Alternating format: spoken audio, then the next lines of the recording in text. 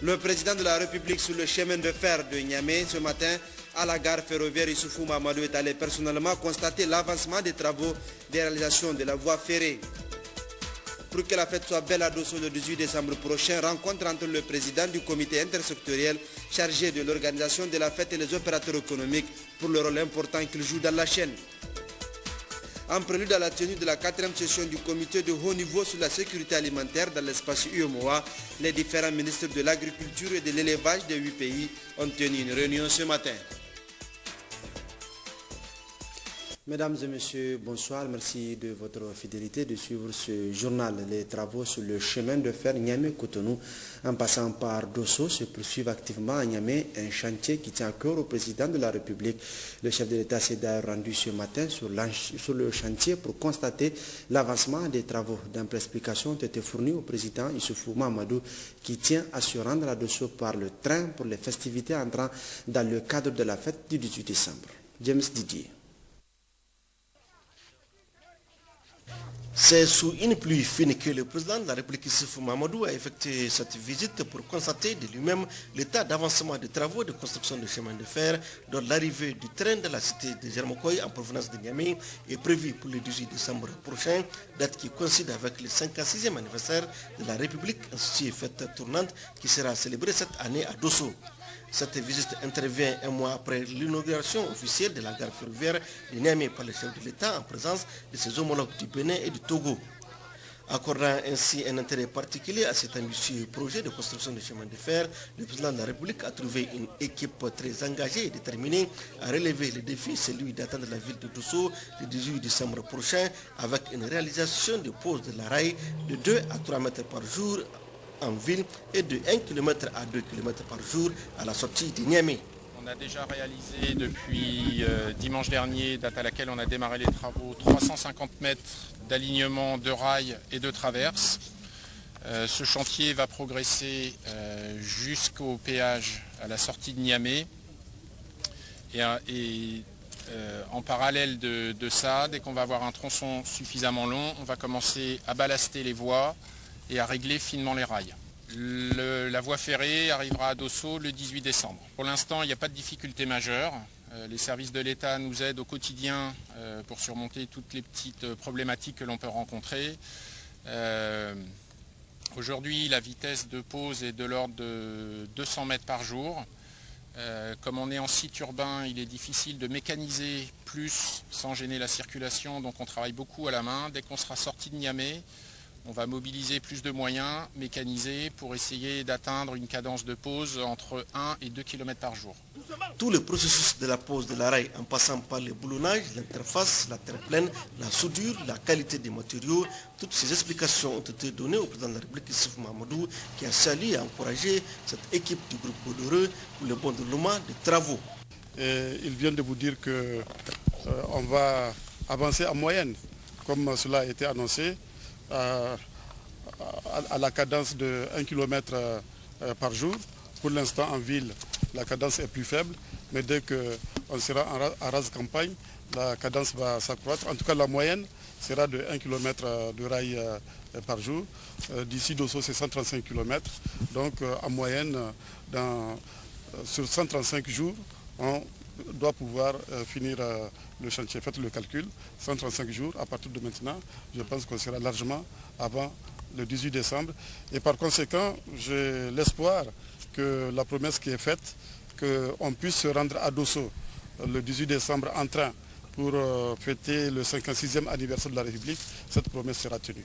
Ainsi, au terme de cette visite pleine d'espoir, le président de la République a encouragé l'équipe du groupe Bolloreux qui emploie une forte main-d'œuvre nigérienne pour la détermination à accompagner le président de la République pour la réalisation de ce vieux rêve de 79 ans.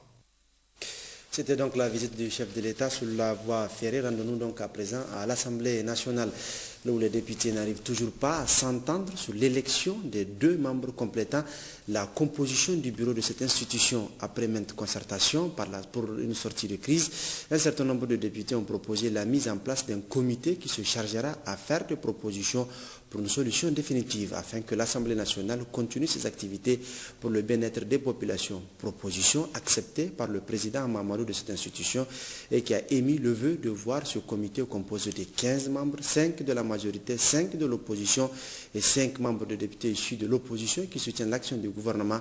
Ces derniers ainsi composés, les membres se retrouveront demain matin à partir de 10h autour du président de l'Assemblée nationale, Hama Amadou. À l'hémicycle, toujours suite à la déclaration prononcée, rendue publique donc par la majorité parlementaire le 7 mai 2014, l'opposition parlementaire, pour sa part, a rendu cet après-midi une déclaration, la teneur avec Abdelkader Tijani, président du groupe parlementaire ARN. Notons que déjà, en perspective à ce renouvellement prévu le 17 avril 2014, le président de l'Assemblée nationale a jugé utile de convoquer une réunion de concertation avec les présidents des groupes parlementaires pour s'entendre sur les modalités pratiques des élections et trouver un consensus autour du vote. En réalité, le but de cette réunion autour du président de l'Assemblée nationale avait pour objectif de trouver un consensus tel que déjà posé par l'article 89 de la Constitution qui stipule à son alinéa 1 que la composition du bureau doit refléter la configuration politique de l'Assemblée nationale. C'est fort de ce consensus et de l'engagement pris par l'ensemble des présidents des groupes parlementaires de voter en faveur de tous les candidats que les opérations de vote ont débuté effectivement le 17 avril 2014. Il est à noter que tous les groupes parlementaires ont proposé à chacun des postes qui leur reviennent un seul candidat. Avant l'opération proprement dite, le président de l'Assemblée nationale s'est assuré si les candidatures ont été déposées 30 minutes avant le début des opérations telles qu'exigées par l'article 13 du règlement intérieur. Aucune objection n'a été enregistrée quant à la régularité des candidatures.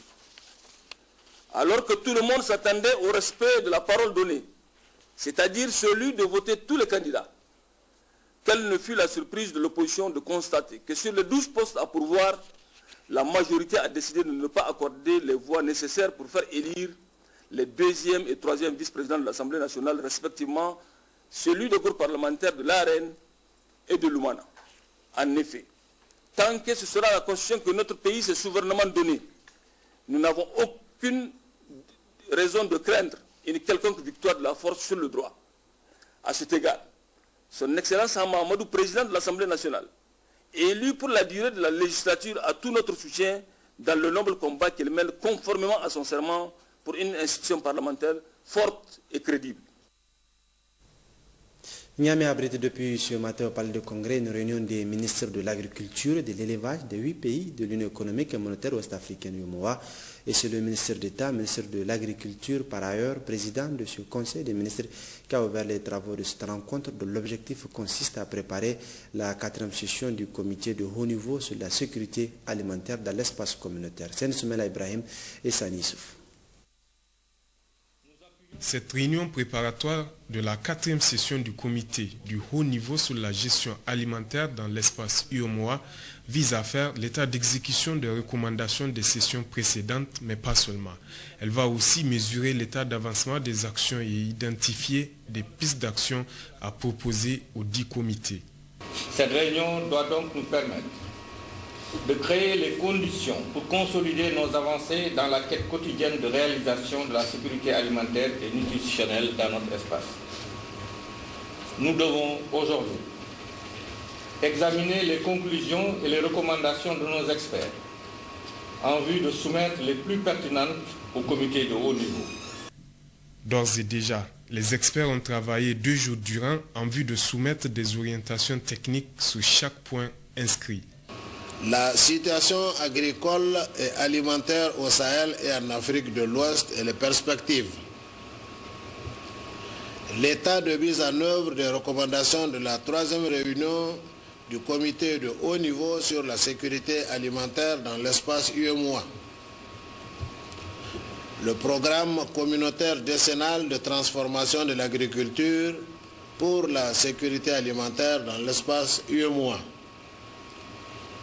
L'état de mise en œuvre des initiatives en cours au sein de l'UEMOA et dans la région. L'examen des modalités de mise en œuvre de nouveaux engagements dans la région en matière de développement agricole durable, de pastoralisme et de gestion des ressources en eau.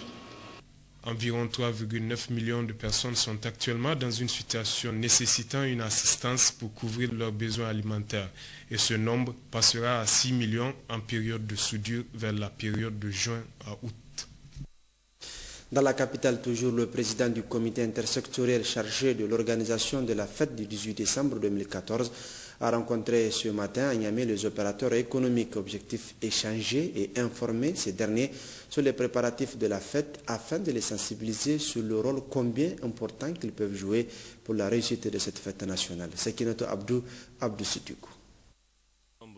Informer, échanger et sensibiliser les opérateurs économiques sur les préparatifs de la fête nationale du 18 décembre 2014 sont les objectifs assignés à cette rencontre.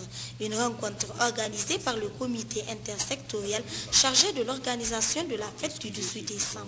Pour les opérateurs économiques que vous êtes, et c'est ça l'objet de notre rencontre de ce matin, il est tout à fait normal d'abord de vous informer et d'échanger par rapport à toutes ces perspectives qui sont envisagées pour Dosso, d'une part, et également souhaiter votre implication dans la réalisation d'un certain nombre d'infrastructures, d'une part, et également marquer vous-même votre propre intérêt en investissant éventuellement à Dosso, en apportant également votre pierre à l'édifice et quelle que soit par ailleurs la forme de participation ou d'implication, parce que c'est un événement national pour lequel chaque Nigérien, dans la mesure de ses possibilités, est appelé à apporter donc sa modeste contribution. Et pour les opérateurs économiques qui seraient appelés éventuellement à bénéficier d'un certain nombre de marchés pour leur exécution, il faut qu'ils se rendent aussi à l'évidence que c'est exigé au plus tard le 31 octobre 2014. Le gouverneur de Dosso a exhorté les opérateurs économiques à une bonne participation pour la construction de la région de Dosso. Ce cadre d'échange et de partage a permis aux opérateurs économiques d'exprimer leurs préoccupations. Le ministre d'État, président du comité intersectoriel chargé de l'organisation de la fête du 18 décembre, a rassuré les opérateurs économiques quant à leurs préoccupations. Il a aussi exhorté ces derniers à s'investir davantage pour faire de la fête du 18 décembre 2014 une fête réussie et de faire de Dosso, Dosso Soga, Dosso la Belle. Le médiateur du Bénin, Joseph Golonfoun, en fin de mission dans notre pays, et celui de la République du Niger, Chef Amadou, ont co-animé une conférence de presse ce matin. Il s'est agi pour les deux personnalités de faire le point de la visite du médiateur du Bénin dans notre pays. Les deux parties se disent satisfaites. Gérard Abdelaziz et Bachir Harouna. Au terme de sa visite de travail et d'amitié auprès du médiateur de la République du Niger, Chef Amadou, le médiateur de la République du Bénin tire un bilan positif de son séjour à Niamey. Cette première sortie est due au fait que des liens anciens existaient déjà entre le médiateur du Niger et le médiateur du Bénin. Nous nous sommes aperçus que beaucoup de choses nouvelles se font, se réalisent, qu'il existe un plan de développement du médiateur de la République du Niger. Il existe un plan stratégique du médiateur de la République du Niger et nous avons échangé. Nos collaborateurs ont échangé entre eux, nous aussi nous avons échangé entre nous. Pour nous, c'était passionnant de séjour. Cette visite du médiateur du Bénin relance ainsi la coopération entre ces deux institutions de médiation à la grande satisfaction du médiateur du Niger. Cette visite ne fera que renforcer et nous propulser en avant pour vraiment rendre concret, tangible la défense des intérêts des populations, la défense de leurs droits. Je donne quelques cas concrets sur lesquels nous travaillons actuellement ensemble. Le problème de la libre circulation des hommes et de leurs biens dans l'espace de l'IOMOA. Nous allons organiser une réunion ensemble. Dans le domaine également de l'inscription dans les universités, pour que les étudiants de nos deux pays puissent s'inscrire avec les mêmes tarifs, avec les mêmes facilités dans chacune des universités de nos pays. Joseph Yonlonfung est arrivé à Niamey lundi dernier où il a aussi rencontré les hautes autorités du pays. Il va quitter demain. Ouverture ce matin au Palais du Congrès de Niamey de la 21e réunion plénière du groupe intergouvernemental d'action contre le blanchiment d'argent en Afrique de l'Ouest, Djaba. Et c'est le ministre de la Justice, garde de Sceaux, Marou Amadou, qui a présidé la cérémonie en présence des membres du gouvernement, du corps diplomatique et des autorités coutumières et de plusieurs autres invités. Borik Al-Badia, Abdullah Harouna. La 21e réunion plénière du groupe intergouvernemental d'action contre le blanchiment d'argent en Afrique de l'Ouest, Djaba, est la deuxième du genre au Niger et démontre la détermination et l'engagement de cette institution sous-régionale de lutter efficacement contre le blanchiment d'argent et le financement du terrorisme. La présidente de la cellule nationale de traitement des informations financières CENTIF, Mme Sanadi Kimaden Adatan, a dans son mot de bienvenue fait le point de toutes les actions menées de 2011 à ce jour. Cette dynamique insufflée au fonctionnement de notre dispositif de lutte contre le blanchiment de capitaux et le financement du terrorisme depuis 2011 a permis l'amélioration de l'opération et l'opérationnalité de la CENTIF au regard de l'augmentation continue du nombre de déclarations des opérations suspectes et des rapports transmis à la justice. Ces efforts déployés au cours de ces dernières années ont été salués d'ailleurs par les pairs lors de l'examen du dernier rapport de suivi du Niger. Les pairs ont en effet observé que le Niger a fait des progrès réguliers en améliorant son dispositif de lutte contre le blanchiment des capitaux et le financement du terrorisme. Ainsi donc, notre pays a été félicité et encouragé à poursuivre ses efforts tendant à améliorer son dispositif LBC-FT. Le directeur général du Djaba a souligné les grandes réalisations faites de 2010 à 2013, dont plus de 12 600 déclarations d'opérations suspectes qui ont été enregistrées par les cellules de renseignement financier des pays membres. Il faut relever que depuis février 2013, grâce à l'implication sans réserve des autorités et les réformes ambitieuses engagées pour une meilleure conformité de leur dispositif de lutte, 2 pays sur les 3, à savoir le Ghana et le Nigeria, ont été retirés de ce processus de suivi renforcé. Avec l'appui technique et financier des partenaires au développement du Djaba, de nombreux programmes de sensibilisation et de formation ont été mis en œuvre au niveau de chaque pays en faveur des différents assujettis et la société civile. Plus de 12 600 déclarations d'opérations suspectes, en abrégé DOS, c'est un vocabulaire commun, ont été enregistrées par les CRF de 2010 à 2013, soit une moyenne annuelle de 3 150 dossiers par an. Le ministre délégué à la décentralisation et celui du budget ont, dans leurs interventions respectives, salué les efforts de la CENTIF Niger en vue de réduire, sinon d'éradiquer le blanchiment d'argent et le financement du terrorisme dans notre pays, quand on sait que ces fléaux sont au cœur de presque toutes les activités criminelles qui représentent une menace pour la paix dans le monde en termes de sécurité intérieure et de stabilité économique, financière et politique de nos États. Le ministre de la Justice a, dans son discours d'ouverture, indiqué que la bataille ne peut être gagnée de manière isolée, d'où la nécessité de la coopération et la synergie des actions à tous les niveaux. Je voudrais féliciter le tout nouveau directeur général, M. Adama Koulibaly, pour sa brillante nomination à la tête du Djaba et lui souhaiter plein succès dans ses nouvelles fonctions. Monsieur le directeur général, alors que vous entamez tout juste votre mandat, vous avez retenu notre pays pour abriter la première réunion plénière de notre institution sous-régionale.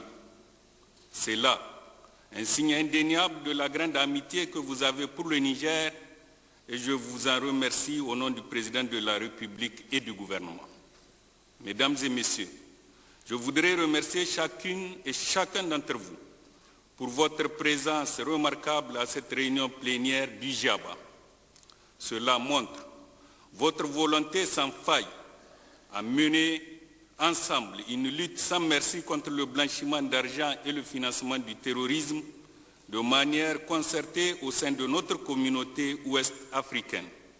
En effet, le blanchiment et le financement du terrorisme constituent des menaces sérieuses à la démocratie, à l'intégrité de notre système financier, à l'équilibre de notre marché intérieur, à la sécurité des personnes et des biens. La criminalité transnationale organisée constitue une menace sérieuse à la paix et à la sécurité dans notre sous-région. Le blanchiment de capitaux, le financement du terrorisme et la prolifération des armes font partie des manifestations de cette menace. Cette 21e réunion plénière de la commission technique du JABA aura permis de faire une évaluation des CENTIF et participe également à renforcer mutuellement la lutte contre le blanchiment d'argent et le financement du terrorisme. Cette rencontre constitue la toute première organisée sous l'égide de la nouvelle direction du secrétariat du JABA qui a pris fonction le 3 février dernier. Une réunion du Conseil consultatif de la fonction publique en vue de l'examen de l'avant-projet des statuts de la Caisse autonome des retraités du Niger Karéni s'est déroulée ce matin à Niamey. La cérémonie a été présidée par le ministre de la fonction publique et de la réforme administrative, Laoli Chebou, Guy Machetea et Issouf Suleiman. La réforme du Fonds national des retraites engagée par le gouvernement a conduit à la promulgation de la loi du 31 décembre 2012 portant création de la Caisse autonome des retraites du Niger. La présente réunion du Conseil consultatif de la fonction publique vise donc à examiner et enrichir l'avant-projet de décret portant approbation des statuts et l'avant-projet de statut de la Caisse autonome de retraite du Niger, Karéni. La mise en place de la Karéni vise essentiellement à adapter le régime des pensions et retraites au contexte socio-économique et démocratique de notre pays. Dans le cadre de cette mise en place, j'ai installé, il vous souviendra, le 7 novembre 2013, un comité chargé d'élaborer les textes réglementaires nécessaires à la mise en place de la Karéni. Ce comité a élaboré et adopté l'avant-projet du décret portant statut de la Karéni. Et conformément à l'article 33 de la loi portant statut général de la fonction publique de l'État, ce projet doit être soumis au Conseil consultatif de la fonction publique. C'est pour cela que j'ai décidé de convoquer la présente session du Conseil consultatif pour que les membres de ce comité puissent apporter leur contribution à l'enrichissement de ce texte combien important pour la vie socio-économique de notre pays. La mise en place de la Karéni, comme vous le savez, va permettre d'améliorer la gestion des retraites. Elle va permettre de fournir aux retraités civils et militaires des services de qualité à travers notamment la réduction du délai de délivrance des carnets et la mensualisation du paiement des pensions.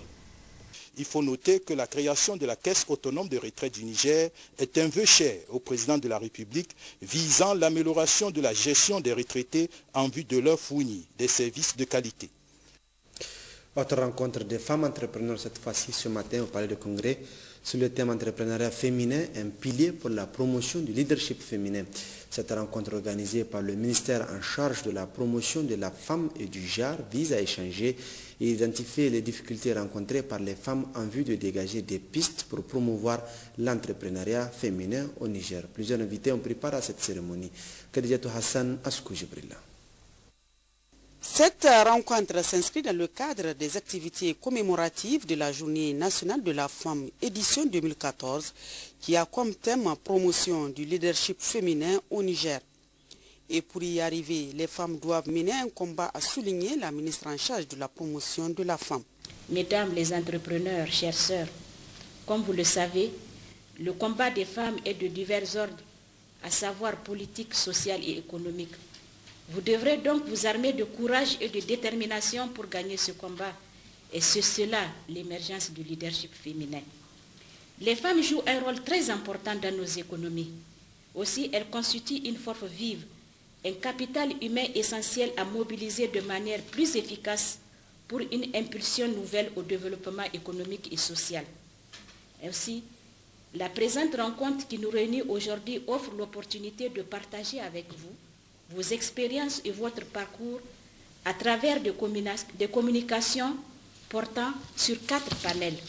Pour ce qui est des panels prévus au cours de cette journée, on peut citer entre autres la présentation d'établissements unipersonnels à responsabilité limitée d'envergure nationale et régionale, la présentation sur les numéros d'identification fiscale, comment faire l'immatriculation du personnel de l'entreprise et la chambre de commerce, et enfin la communication du réseau des femmes chefs d'entreprise.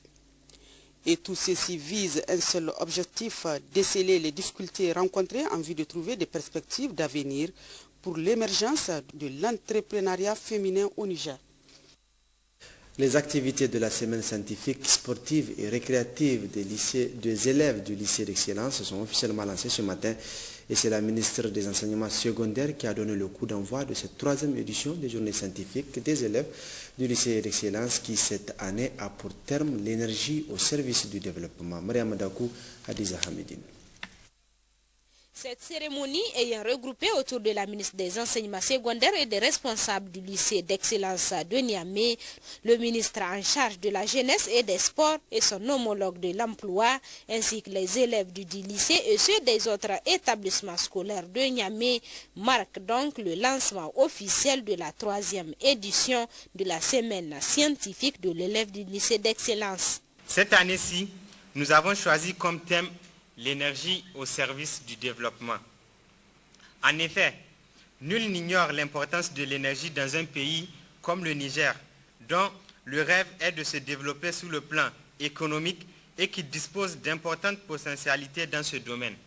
Le proviseur de cette école ainsi que la présidente des parents d'élèves ont salué l'organisation de cette semaine qui se veut un cadre de partage et de renforcement des valeurs socio-culturelles et académiques. Abondant dans le même sens, la ministre des enseignements secondaires a notifié tout l'intérêt de ces activités. Le thème choisi par cette 3e édition de vos journées scientifiques et sportives, à savoir l'énergie au service du développement, cadre parfaitement avec vos préoccupations en tant que futurs scientifiques et avec celles des autorités de la 7e République, au premier rang desquelles son Excellence Issoufou Mahamadou, président de la République, qui ne cesse de se soucier du déficit énergique de notre pays et d'œuvrer pour la formation des scientifiques capables de mettre en valeur de notre important potentiel énergétique hydraulique, fossile, solaire, éolien, etc. Le choix du thème nous rassure quant à votre prise de conscience quant à la place de l'énergie dans le développement de notre pays. Une conférence débat sur le thème de l'année, suivie de plusieurs activités culturelles, sont à l'agenda de cette semaine scientifique de l'élève du lycée d'excellence qui s'étalera sur 3 jours. En marge du lancement de ces activités, la ministre en charge des enseignements secondaires, Mme Betty Achetou Abiboumani, a effectué une série de visites au lycée d'excellence de Niamey même. Objectif, s'enquérir des conditions de vie et de travail des élèves et du personnel d'encadrement. On retrouve Mariam Dakou et Hadiza Hamidine. Aller à la rencontre des élèves et leurs responsables en vue de constater d'elles-mêmes leurs conditions de travail et surtout d'hébergement et de restauration de ces élèves qui vivent en régime d'internat, c'est ce qui justifie cette visite de la ministre des enseignements secondaires au niveau des différents services du lycée d'excellence et des dortoirs des élèves de cette école. D'autres buts assignés à cette visite, c'est aussi d'aller féliciter l'école des mines, d'industrie et de la géologie EMIG qui accueille depuis 18 ans les élèves de cet établissement. On a voulu joindre l'utile à l'agréable pour effectivement visiter les dortoirs, les classes et l'administration des lycées d'excellence. Et je suis venue en fait encourager les élèves et leurs encadreurs parce que comme vous le savez, aujourd'hui le lycée a 18 ans d'existence et nous attendons toujours la finition de la construction de ces joyaux. Donc je voudrais profiter pour lancer quand même un appel aux entrepreneurs pour qu'ils comprennent que ces enfants attendent. Ils attendent de changer leurs conditions de vie, ils attendent d'être dans de bonnes conditions pour étudier. Donc cette visite nous a permis en tout cas de voir toutes les réalités du terrain. Nous remercions au passage l'EMIG qui a bien voulu accueillir ces enfants pendant 18 ans. Ce n'est pas facile et nous allons mettre en œuvre toutes nos différentes contributions pour qu'en tout cas ce lycée puisse être achevé et occupé par ces enfants. Rappelons que le lycée d'excellence, cette école créée en 1996, a pour vocation la promotion d'une élite principalement dans le domaine des sciences et d'assurer les conditions d'épanouissement des capacités physiques, intellectuelles et morales des élèves. Sa devise est « Creuser de l'unité nationale, temple du savoir ».